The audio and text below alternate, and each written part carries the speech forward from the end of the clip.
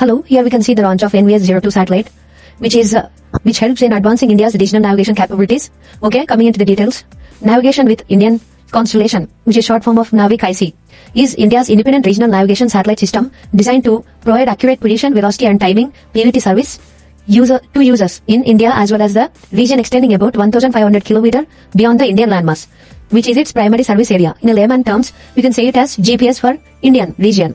GPS is owned by American Department of Defense, and here NAVIC ICs are India's.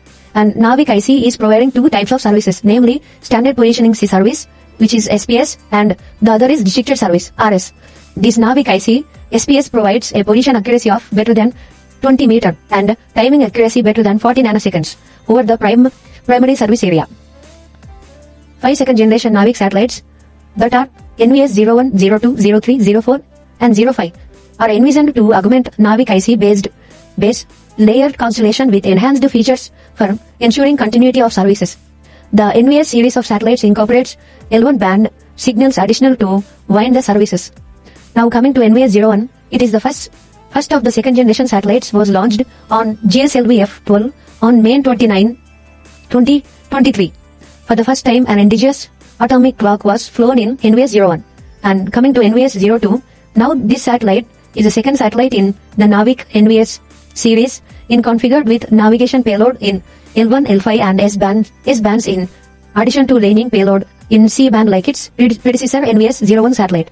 It is configured on the standard I2K bus platform with a lift-off mass of 2,250 kg and power handling capability of 3 kilowatts.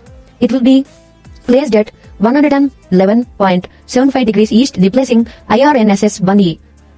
NVS-02 uses a combination of indigenous and produced atomic clocks for precise time estimation. NVS-02 satellite was designed and developed and integrated at UR Satellite Center, URSC, with the support of other satellite-based work centers.